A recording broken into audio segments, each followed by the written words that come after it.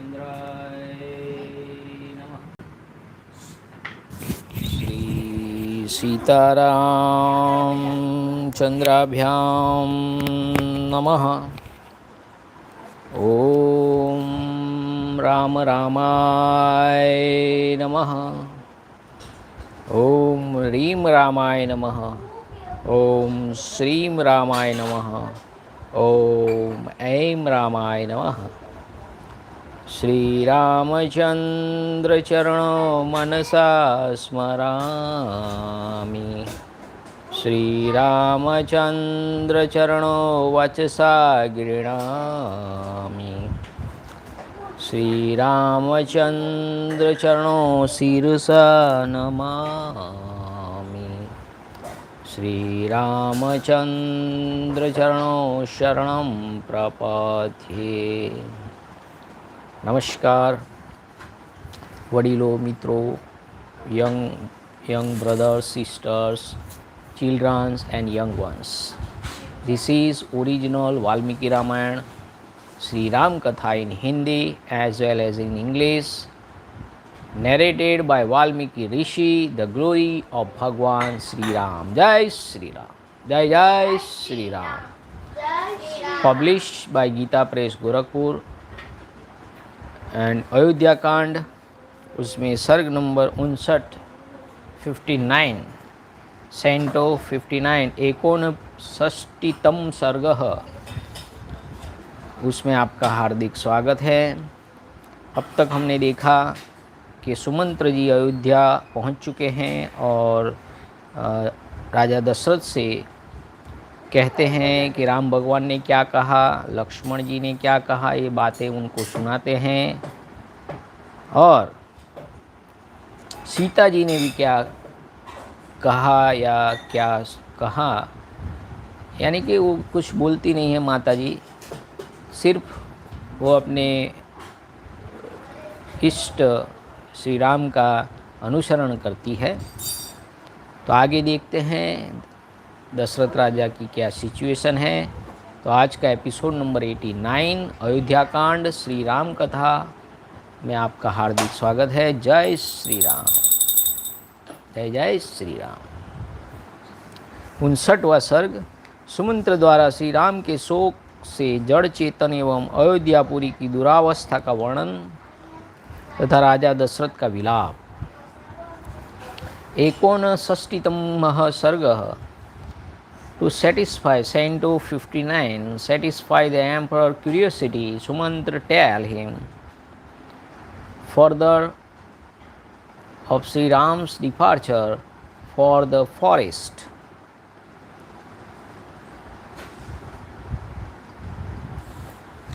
And also apprise him of the pitiable condition of the animate as well as of the inanimate creation in his realm, as also of his capital consequent on Sri Ram's exile. Hearing of the woeful tale, Dashrath raves like a madman in many ways in the presence of the Chiroitor minister. Sumantra ने कहा कि जब श्री रामचंद्र जी one की ओर प्रशिस्त हुए तब मैंने उन दोनों राजकुमारों को हाथ जोड़कर प्रणाम किया और उनके वियोग के दुख को हृदय में धारण करके रथ पर आरूढ़ हो उधर से लौटा। लौटते समय मेरे घोड़े नेत्रों से गरम गरम आंसू बहाने लगे। रास्ता चलने में उनका मन नहीं लगता था। Offering salutation with folded hands to both the prince on Sri Ram, having duly departed for the forest and mountaining the Chiroid, I too forthwith made ready to depart for Ayodhya, restraining that unbearable agony of separation from Sri Ram. My horse, however, even as I turned my back on Sri Ram, did not proceed on their journey to Ayodhya and stood shedding tears of grief. देखिए उनके जो घोड़े थे वो भी गरम गरम आंसू बहा रहे थे। मैं गुह के साथ कई दिनों तक वहाँ उस आशा में ठहरा रहा कि संभव है श्री राम फिर मुझे बुला ले। I remain with Guha the chieftain of Sringeri at his own palace for many and 3 days, for 3 days, in the hope that Sri Ram might probably call me again through forester. यानी 3 दिन उन्होंने वहाँ ठहर के, देखिए English में लिखा है 3 दिन और हिंदी में ऐसा कुछ लिखा नहीं है। महाराज आपके राज्य में वृक्ष भी इस महान संकट से कुशकाय हो गए हैं, फूल अंकुर और कलियों सहित मुरझा गए हैं। Withered through intense suffering, O great monarch, even trees in your kingdom with their flowers, fruit and birds have been blasted. महाराज नदियों, छोटे जलाशयों तथा बड़े सरोवरों के जल गर्म हो गए हैं, वनों और उपवनों के पत्ते सूख गए हैं। The water of the river as well as of the ponds and lakes has got dried up. Nay, the leaves in the wood and grove have got withered. One के जीव जंतु आहार के लिए भी कहीं नहीं जाते हैं, अजगर आदि सर्प भी जहाँ के तहाँ खड़े पड़े हैं, आगे नहीं बढ़ते हैं। श्री राम के शोक से पीड़ित हुआ वह सारा वन नीरव सा हो गया है। Living beings in the forest do not move about, nor do reptiles crawl even in search of food. The entire living creation being overwhelmed with grief born of separation from Sri Ram, nay, the forest on the way is noiseless too, as it were through full of birds. देखिए ऐसा अनुभव हमारे यहाँ भी जब नारायणदास स्वामी स्वर्गलोक को हुए थे। नारायणदास स्वामी जब स्वर्गलोक हुए थे तब पूरा खेड़ा जिला ऐसा ही हो गया था।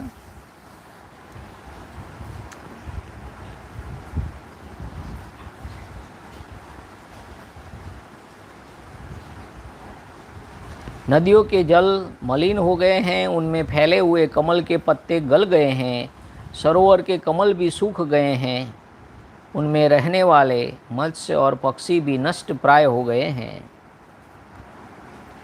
The water of the river again has become turbid, and the leaves of the lotus in them have fallen down. The lotus in the pond have got dried up, and the fish and water flow falls in them have perished. जल में उत्पन्न होने वाले पुष्प तथा स्थल से पैदा होने वाले फूल भी बहुत थोड़ी सुगंध से युक्त होने के कारण अधिक शोभा नहीं पाते हैं तथा फल भी पूर्ववत नहीं दृष्टिगोचर होते हैं। Nay, the giving for very little fragrance aquatic flowers, those growing on the land do not look very charming, and fruit too are not so luscious as before. हे नरश्रेष्ठ, अयोध्या के उद्यान भी सूने हो गए हैं, उनमें रहने वाले पक्षी भी कहीं छिप गए हैं, वहाँ के बगीचे भी मुझे पहले की भांति मनोहर नहीं दिखाई देते हैं। Desolate are the gardens in the city, and the birds in them have disappeared, nor do I find the parks so pleasing, O dwell among men. Ayodhya में प्रवेश करते समय मुझसे किसी ने प्रसन्न होकर बात नहीं की, श्री राम को न देखकर लोग बारंबार लंबी सांस खींचने लगे।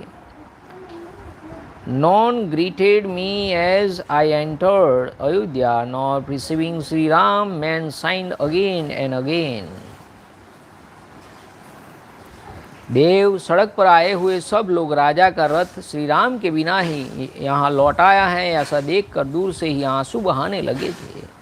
Seeing from a distance the royal chariot arrived in Ayodhya without Sri Ram, O Lord, all the people present on the main road and their faces drenched with tears. अट्टालिकाओं, विमानों और प्रासादों पर बैठी हुई स्त्रियां वहां से रथ को सुना ही लौटा देखकर श्री राम को न देखने के कारण व्यथित हो उठी और हाहाकार करने लगी।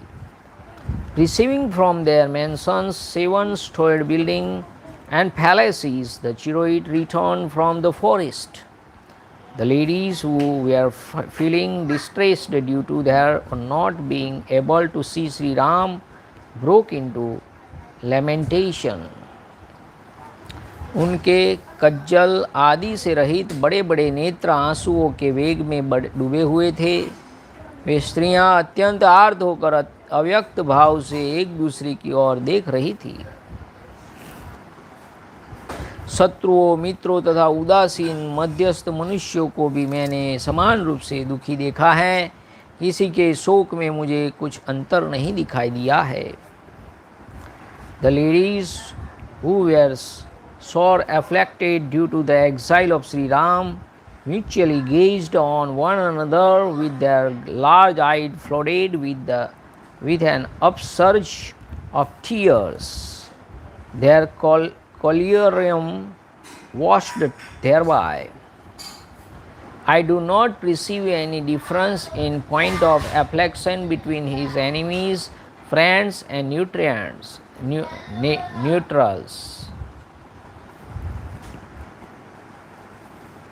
महाराज, अयोध्या के मनुष्य का हर्ष छिन गया है। वहाँ के घोड़े और हाथी भी बहुत दुखी हैं। सारी पूरी आर्तनाद से मलिन दिखाई देती हैं। लोगों की लंबी लंबी सांसें ही इस नगरी का उच्छ्वास बन गई हैं। यह अयोध्यापुरी श्री राम के वनवास से व्याकुल हुई पुत्र वियोगिनी कौसल्या की भांति मुझे आनंद शून्य प्रतीत हो रही है। With its cheerless man and woman and wretched elephant and horse, nay looking blasted through plaintive cries and full of noise in the shape of sight. O great monarch, Ayodhya appeared to me joyless and distressed through the banishment of Sri Ram, like Empress Kausalya bereft of her son.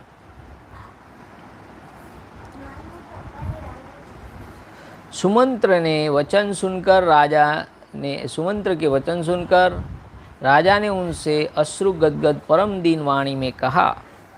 Hearing the submission of Sumantra, Dashrath made the following reply to the charioteer in a most piteous tone, flattering through tears.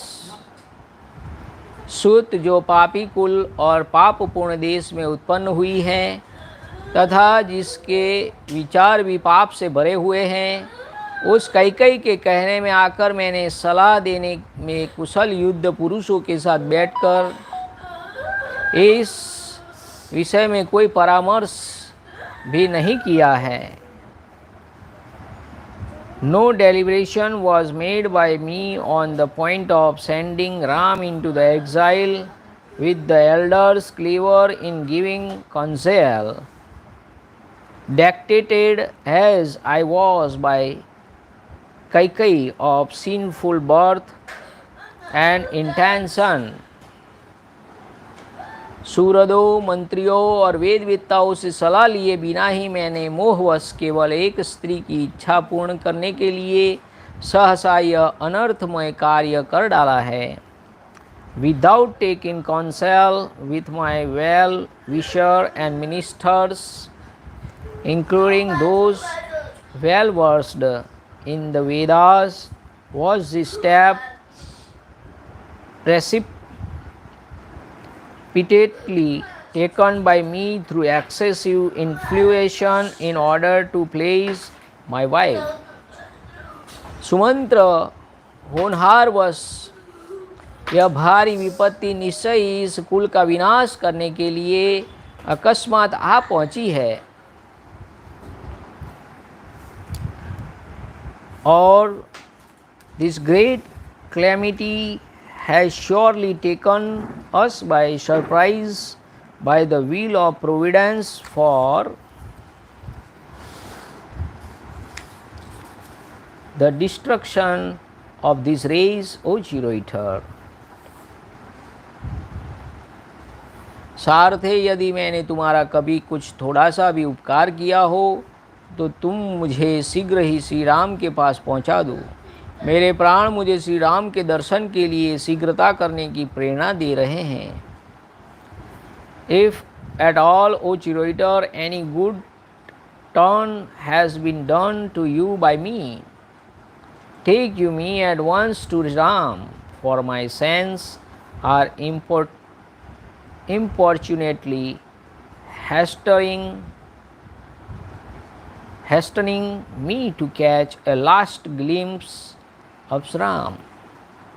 यदि आज भी इस राज्य में मेरी ही आज्ञा चलती हो तो तुम मेरे ही आदेश के से जाकर श्री राम को वन से लौटा ले आओ, क्योंकि अब मैं उनके बिना 2 घड़ी भी जीवित नहीं रह सकूँगा।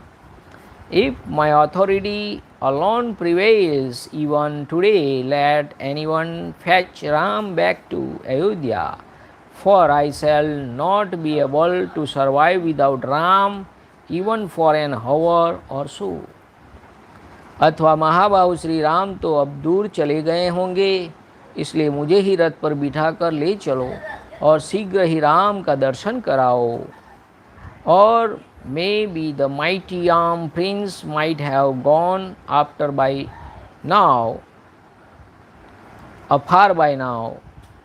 In that case, helping me on to a chariot promptly show me to Ram. कुंदकली के समान श्वेत दांत वाले लक्ष्मण के बड़े भाई महाधनुर्धर श्री राम कहाँ है? यदि सीता के साथ भली भांति उनका दर्शन कर लूँ तभी मैं जीवित रह सकता हूँ। Where is that Ram, the eldest brother of Lakshman, who has pearl-like teeth and मोती जैसे दांत हैं, and is possessed of a mighty bow? I can survive only if I am properly able to see him with Sita. जिनके लाल नेत्र और बड़ी बड़ी भुजाएं हैं तथा जो मणियों के कुंडल धारण करते हैं, उन श्री राम को यदि मैं नहीं देखूंगा तो अवश्य यमलोक को चला जाऊंगा। If I am not able to see the mighty arm Ram with reddish eye and adorned with earrings made of gems, I shall surely reach in abode of Yama, the god of death. इससे बढ़कर दुख की बात और क्या होगी कि मैं इस मरणासन्न अवस्था में पहुंचकर भी इक्ष्वाकुकुल नंदन राघवेंद्र श्री राम को यहाँ नहीं देख रहा हूँ। What can possibly be more painful to me than the fact that I do not behold Rama season of Raghu, the delight of the Ikshvaku at this juncture, when I am reduced to this wretched plight?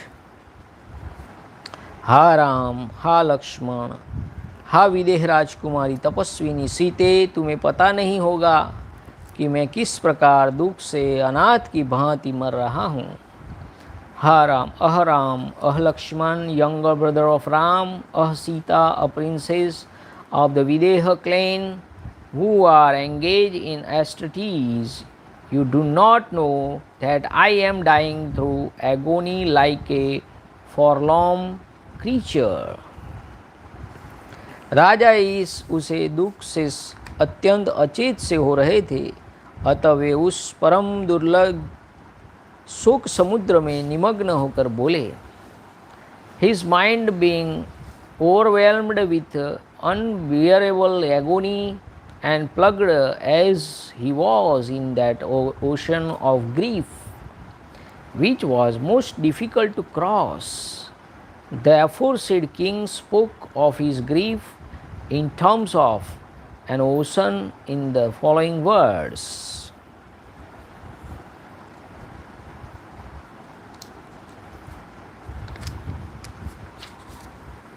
देवी कौशल्य, मैं श्री राम के बिना जिस शोक समुद्र में डूबा हूँ, उसे जीते जी पार करना मेरे लिए अत्यंत कठिन है. श्री राम का शोक ही उस समुद्र का महान वेग है. सीता का बिछो ही उसका दूसरा छोर है. लंबी लंबी सांसें, उसकी लहरें और बड़ी बड़ी भंवरें ही आंसुओं का वेग पूर्वक उमड़ा हुआ प्रवाह ही उसका मलिन जल है. मेरा हाथ पटकना ही उसमें उछलती हुई मछलियों का विलास है.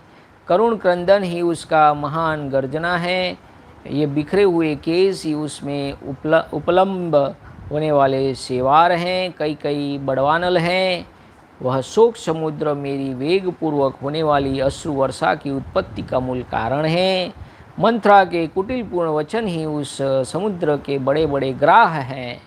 क्रूर कई के मांगे हुए दो वर ही उसके दो तट हैं, और श्री राम का वनवास ही उस शोक सागर का महान विस्तार है. This ocean of grief in which, alas, I am plugged, O Kai, bereft as I am of Ram, is difficult for me to cross while I am living, O good, godly lady. Consciousness of the Ram, grief caused by his separation from his parents, relations, and friends, etc., is its tremendous force. Severance from Sita is the other shore to which is extend outgoing and ingoing breath are the waves and whirlpool.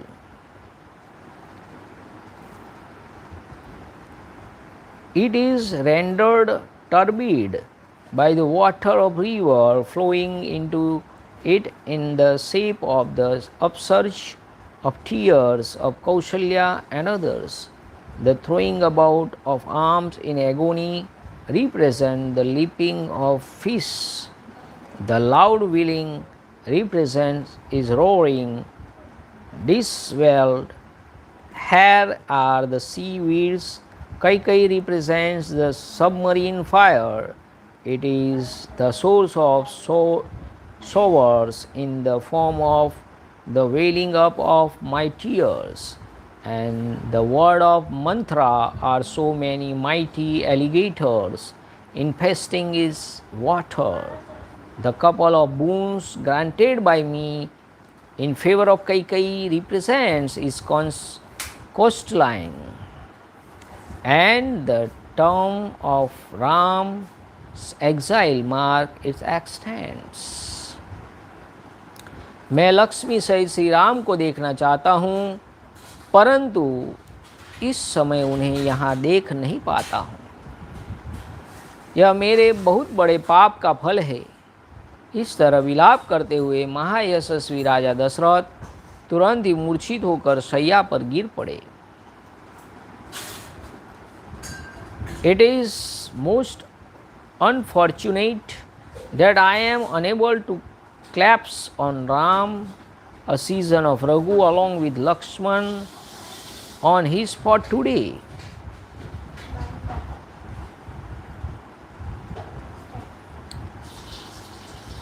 Even though I long to see them laminating thus, that highly illustrious monarch immediately dropped senseless as it were on the couch.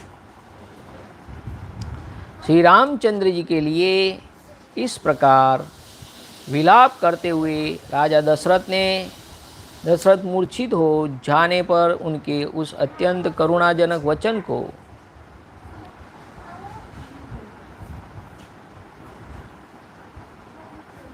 सुनकर राम माता देवी कौशल्या पुनः दुगुना भय हो गया, उनको दुगुना भय हो गया। When the emperor fainted while lamenting most piteously of Ram as aforesaid Queen Kausalya, Sri Ram's mother, once more fell a prey to twofold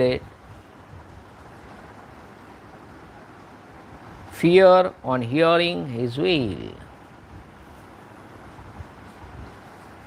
इस प्रकार श्री वाल्मीकि निर्मित आर्ष रामायण आदि काव्य के अयोध्या कांड में 59वां सर्ग पूरा हुआ। इत्यार्ष श्रीमद् रामायणे वाल्मीकि आदि काव्य अयोध्या कांडे एकोनषष्टितम सर्ग संपूर्ण। Thus ends Canto 59 in the Ayodhyakand of the glorious Ramayana of Valmiki, the work of the Rishi and the oldest epic. जय श्री राम। जय श्री राम। 60वां सर्ग छोटा सर्ग है, सर्ग नंबर 60, कौशल्या का विलाप और सारथी सुमंत्र का उन्हें समझाना। षष्टितम सर्ग Canto 60. Sumantra does not succeed in soothing the agony of Kausalya, who tossed about on the floor due to excess of grief over separation from Sri Ram, even though he consoled her by telling her that Sri Ram, being resolute and high-minded, was living in the forest free from agony. तदंतर जैसे उनके भूत का आवेश हो गया हो, उस प्रकार कौशल्या देवी बारंबार कांपने लगी और अचेत सी होकर पृथ्वी पर गिर पड़ी। उस अवस्था में उन्होंने सारथी से कहा, trembling again and again as though possessed by a spirit, and lying on the floor as though life has departed from her, Kausalya thereupon spoke to Sumantra as follows. हे सुमंत्र, जहाँ श्री राम है, वहाँ जहाँ सीता है और लक्ष्मण है, वहीं मुझे भी पहुँचा दो। मैं उनके बिना अब एक क्षण भी जीवित नहीं रह सकती। Take me to the place where Ram, a season of Kusa, Sita and Lakshman happen to be, for without them I cannot bear to live even for a moment longer today. जल्दी रथ लौटाओ और मुझे भी दंडकारण्य में ले चलो। यदि मैं उनके पास न जा सकी तो यमलोक की यात्रा करूंगी। Quickly take me to Chiroid back and convey me to Tandaka forest. In case I do not follow them, I will proceed to the abode of death. जल्दी रथ लौटाओ। देवी कौशल्या की यह बात सुनकर सारथी सुमंत्र ने हाथ जोड़कर उन्हें समझाते हुए आंसुओं के वेग से अवरुद्ध हुई गदगद वाणी में कहा, Seeking to comfort the queen, the aforesaid Chiroiter submitted to her with folded hand as follow in a flattering voice, choked with an unsurge of tears. हे महारानी, यह शोक मोह और दुख जनित व्याकुलता छोड़िए। शोक, मोह और दुख, शोक से, मोह से और दुख से व्याकुलता होती है, उसे छोड़िए। श्री रामचंद्र जी इस समय सारा संताप भूलकर वन में निवास करते हैं। Abandon grief and inflation as well as agitation. Born of sorrow, forsaking of agony, Sri Ram, season of Raghu, will take up his abode in the forest. धर्मज्ञ एवं जितेंद्रिय लक्ष्मण भी उस वन में श्री रामचंद्र जी के चरणों की सेवा करते हुए अपना परलोक बना रहे हैं। Serving the feet of Sri Ram in the forest, Lakshman too, who know what is right and has subdued his sense, is strengthening his path to the other world thereby. Sita का मन भगवान श्री राम में ही लगा हुआ है, इसलिए निर्जन वन में रहकर भी घर की ही भांति प्रेम एवं प्रसन्नता पाती तथा निर्भय रहती हैं. Getting her abode even at lonely forest, Sita, whose mind stands focused on Sri Ram, remain undented and enjoys composure as if she were in her own house. वहाँ वन में रहने के कारण उनके मन में कुछ थोड़ा सा भी दुख नहीं दिखाई देता है. मुझे तो ऐसा ही प्रतीत होता है मानो विदेह राजकुमारी सीता को परदेश में रहने का पहले से ही अभ्यास हो. Not the finest dejection of any kind caused by her exile is traceable in her. The daughter of Janak, the ruler of the Videha kingdom, appears to me as though accustomed to staying away from home now and then. जैसे यहाँ नगर में उपवन में जाकर वे पहले घुमा करती थी, उसी प्रकार निर्जन वन में भी सीता सानंद विचरती है.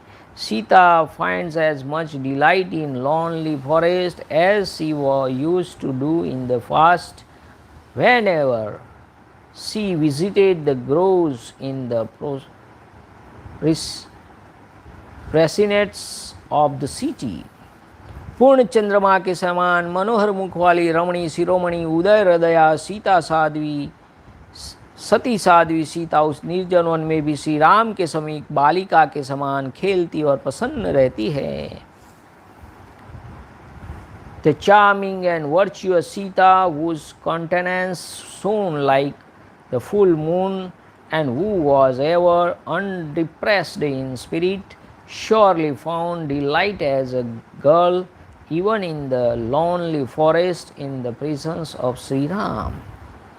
उनका हृदय श्री राम में ही लगा हुआ है, उनका जीवन भी श्री राम के ही अधीन है.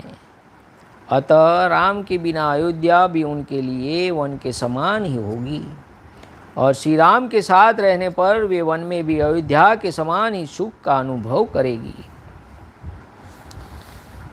Devoid of Sri Ram, however, Ayodhya too would be not be better than a forest to Sita, whose heart is intent on him and whose life is dependent on him.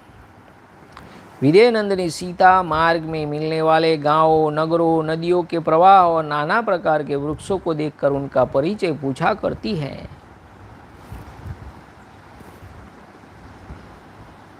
Seeing village and cities too, as well as the flow of river, as also trees of every description, Sita, princess of the Videha clan, make inquiry concerning them of Ram or Lakshman, whoever is by her side.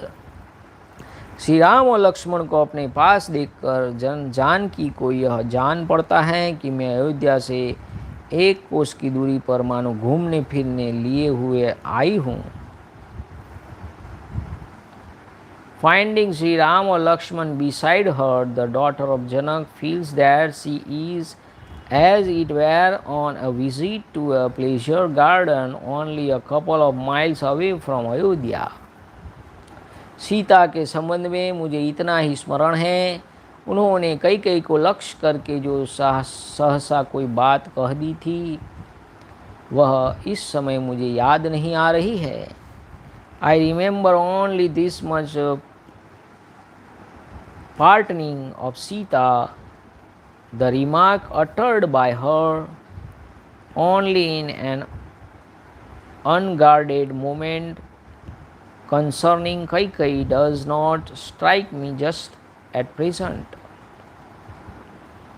इस प्रकार भूल से निकली हुई कई कई विषय उस बात को पलटकर सारथी सुमंत्र ने देवी कौशल्या को हृदय को आनंद प्रदान करने वाला मधुर वचन कहा.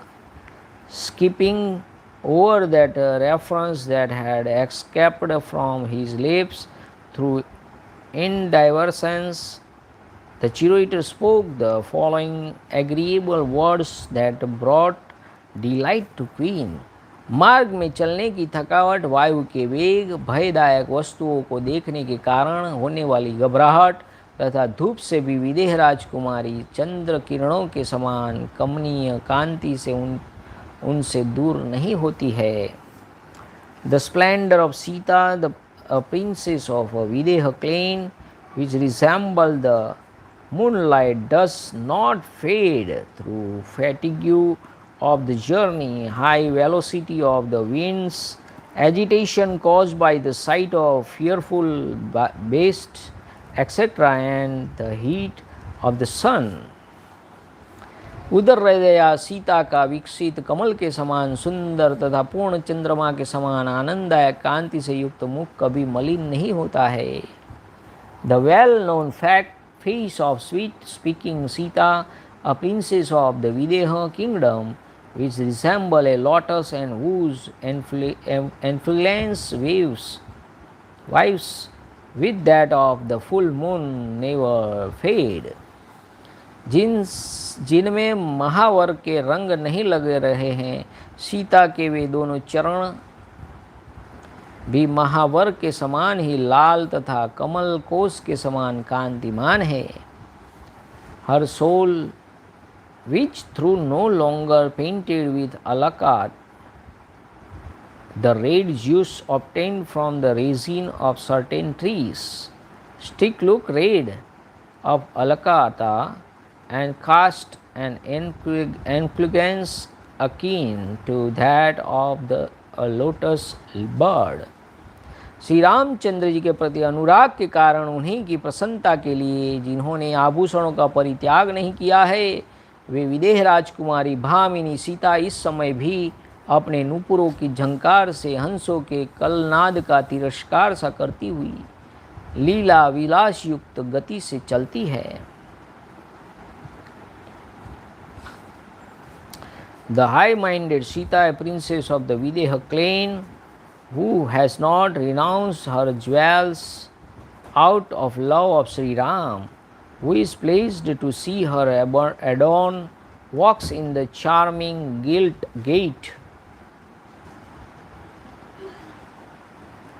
as through outweighing the cackling of swans by the music of her anklets.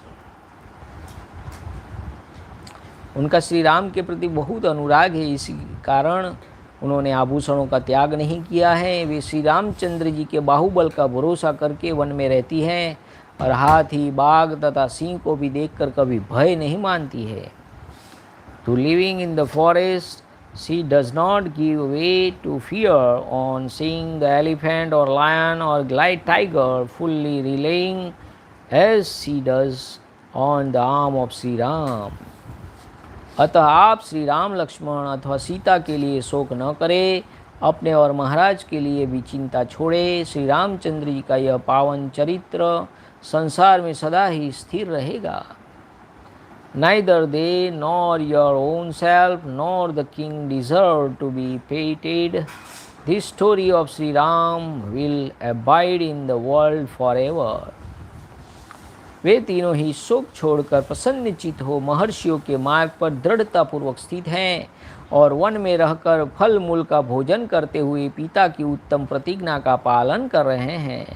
Having shaking of grief, the three exiles who are firmly established with a highly delighted mind on the path trodden by eminent sages and are enamored of the forest, are fully implementing the scared vow of their father, living on wild fruits etc. alone.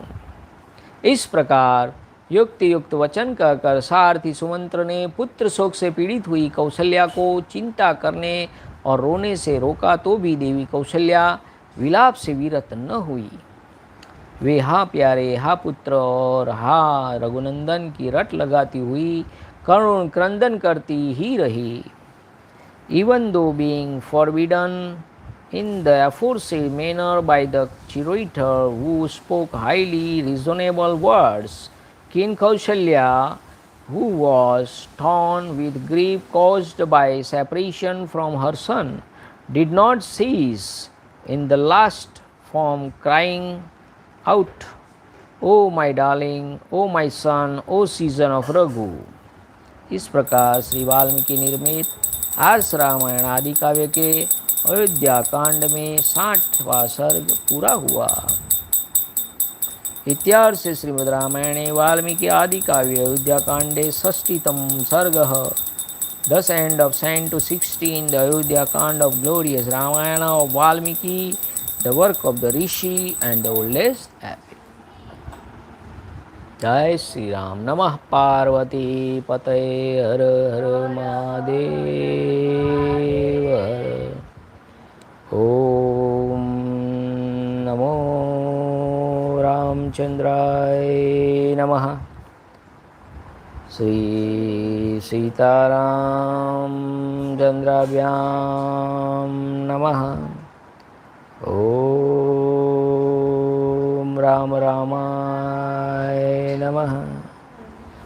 हरे राम राम राम हरे हरे, हरे कृष्ण कृष्ण कृष्ण हरे हरे, हरे राम राम राम हरे हरे, हरे कृष्ण कृष्ण कृष्ण हरे हरे, हरे राम राम राम हरे हरे, हरे कृष्ण कृष्ण कृष्ण हरे हरे, हरे राम राम राम हरे हरे, हरे कृष्ण कृष्ण कृष्ण। सिया राम जय राम, सिया राम जय श्रिया राम, सिया राम जय राम, सिया राम जय सिया राम। रघुपति राघव राजा राम, पतित पावन सीताराम। रघुपति राघव राजा राम, पतित पावन सीताराम। सिया राम जय राम, सिया राम जय सिया राम। रघुपति राघव राजा राम, पतित पावन सीताराम। श्री राम जय राम, श्री राम जय राम, श्री राम जय राम, श्री राम जय राम, जय श्री राम, जय श्री राम। जय महाराज। Good night.